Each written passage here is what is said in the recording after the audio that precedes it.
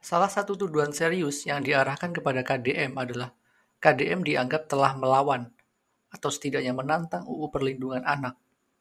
Hal itu termasuk juga secara implisit menantang ketentuan HAM itu sendiri.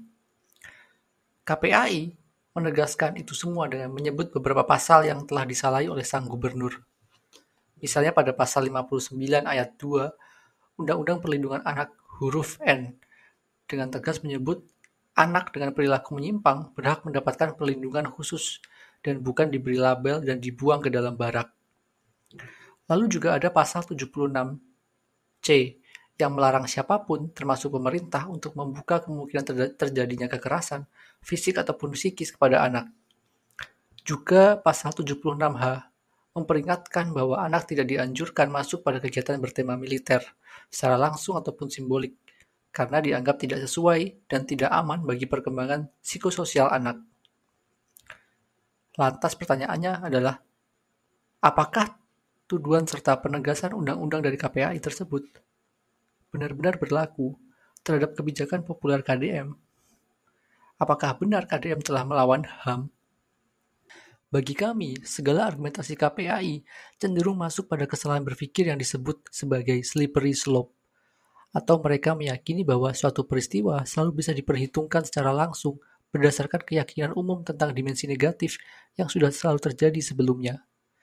Contoh mudahnya, KPAI meyakini segala bentuk labilisasi itu buruk dan akan berdampak negatif terhadap pandangan sosial. Keyakinan tersebut bisa dibenarkan jika labilisasi yang terjadi merupakan bentuk perundungan atau diskriminasi atau bully terhadap kelompok atau individu tertentu. Namun KPAI lupa, labilisasi itu ada di setiap lapisan interaksi masyarakat dan bahkan lebih sering memberikan pemahaman positif. Pada kasus anak yang mendapatkan keterbatasan fisik atau psikis, seringkali masyarakat menggunakan istilah anak istimewa.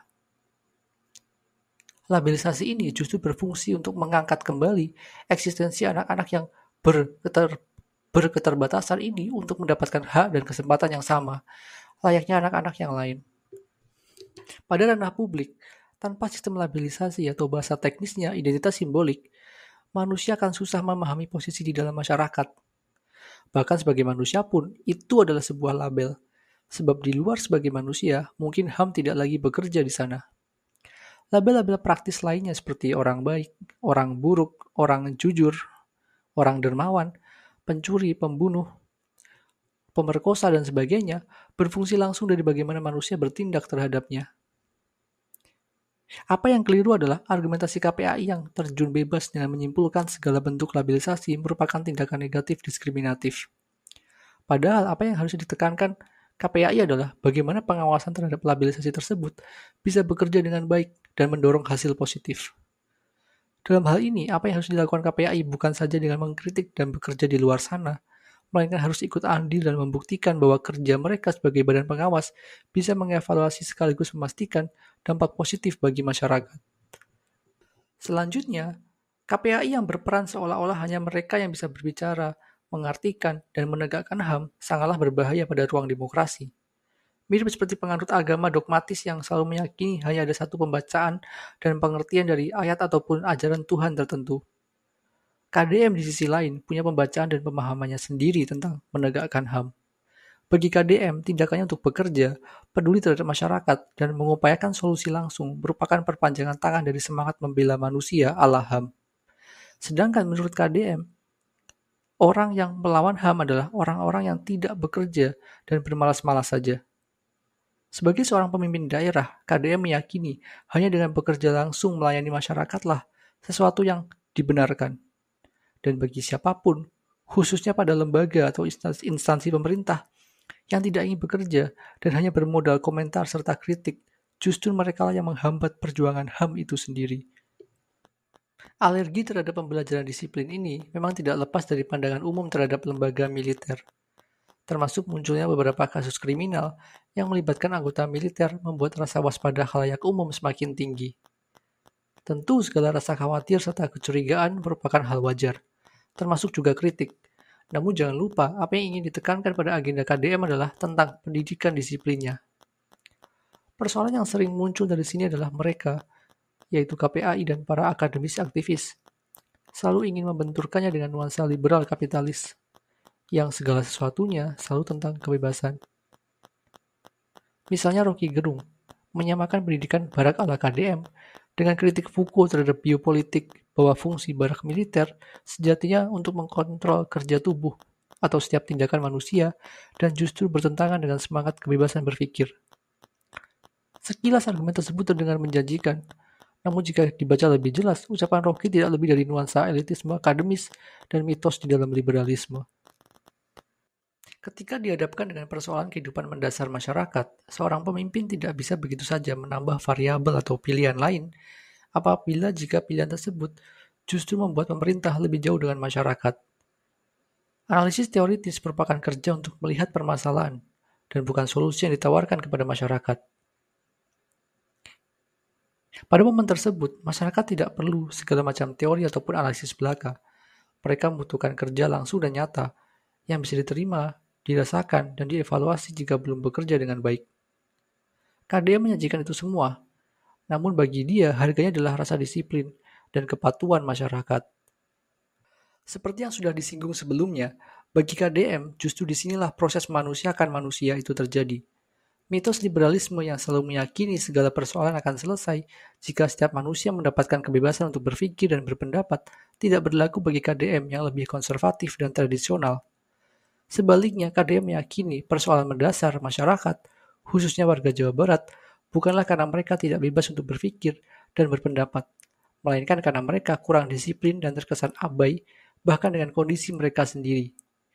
Dan sekali lagi, mereka tidak bisa memikirkan cara untuk keluar dari permasalahan tersebut, sehingga bagi KDM, sebagai pemimpin, maka pemerintah wajib untuk masuk dan ikut campur menyelesaikan masalahnya. Sehingga apa yang perlu diperhatikan dari fenomena KDM bukanlah tentang pertarungan agenda, tentang agenda dan gagasan siapa yang lebih baik dari yang lain. Akan tetapi, apa yang harus ditekankan adalah sasaran permasalahan yang berada di dalam masyarakat yang real dan bukan pada perhitungan ataupun analisis teoritis belaka. Sebagai gubernur yang ditakuti akan bertangan besi, KDM sangatlah terbuka dengan segala kerja dia. Artinya, kemungkinan kritik relevan terhadapnya tidaklah tertutup, melainkan sudah selalu mengiringi kebijakannya. Bukankah keterbukaan kritik termasuk metode ini bukan saja melambangkan demokrasi, akan tetapi juga semangat intelektual atau pencerahan bahwa siapapun bisa mengomentari KDM, terlepas apakah Anda terikat dengan kebijakannya atau tidak? KDM telah menghidupkan wacana perdebatan besar bagi masyarakat Indonesia, yang bahkan guru-guru besar universitas hampir tidak pernah terdengar dengan gagasan-gagasan mereka. Bukankah pada porsi ini, tuduhan pembodohan melalui pendisiplinan tubuh ini telah gagal melihat dimensi yang lebih luas, bahwa justru karena kebijakan kontroversialnya, KDM secara tidak langsung memantik banyak sekali perspektif dan pandangan dari segala macam sudut tentang bagaimana pendidikan seharusnya dikerjakan dan dipraktekkan. Terlepas Anda setuju dengan KDM atau tidak, KDM dan kebijakannya berhasil menghidupkan kembali wacana intelektual nasional. Kontra dengan para intelektual aktivis yang sinis, yang menganggap keramaian, keributan, serta viralitas KDM hanya sensasi belaka yang bernilai dungu dan dangkal, justru bagi kami sebaliknya. Segala kegaduhan ini merupakan semangat revolusi intelektual, yang bukan hanya menjadi konsumsi para elit intelektual saja, melainkan semua masyarakat umum. Bukankah mengajak semua orang untuk masuk dalam perdebatan intelektual tanpa memandang status dan labelisasi mencerminkan semangat HAM yang sesungguhnya? Jangan-jangan gaya keras KDM jauh lebih dekat dengan HAM itu sendiri daripada sebagian orang yang mengomentarinya. Sebagai penutup, terdapat sebuah cerita yang menggambarkan semangat KDM menantang narasi intelektual dengan menawarkan pencerahan itu sendiri melalui kebijakan-kebijakannya. Pada tahun 80-an, di Barat, terdapat sebuah penelitian terhadap perkembangan anak-anak dari TK menuju SD. Para ilmuwan mengamati bagaimana anak-anak TK lebih senang menulis dan menggambar menggunakan pensil warna-warni, layaknya sedang bermain-main mengungkapkan perasaan atau emosi mereka. Namun ketika beranjak ke SD, beberapa tahun kemudian terdapat perubahan bahwa anak-anak tersebut tidak lagi menggunakan pensil warna, tetapi pensil dan ballpoint. Bukan hanya alatnya saja, tingkah serta perilaku mereka berbeda. Anak-anak ini tidak lagi gemar menggambar bebas, melainkan lebih sering terpaku pada garis menggaris dan tulis-menulis yang diberikan guru mereka sebagai tes sekaligus tugas. Sekalipun saat mereka mencoba menggambar pun, Gambaran mereka tidak lagi cerah dan meriah seperti saat di TK, melainkan terkesan pudar dan kusam karena hanya mengandalkan pensil dan ballpoint. Pembacaan umum liberal akan mengatakan bahwa struktur pendidikan yang ada telah merepresi dan menekan potensi anak yang berwarna-warni menjadi satu dimensi. Karena hal tersebutlah, pendidikan dasar dianggap menjadi tempat pertama pelanggaran HAM terjadi.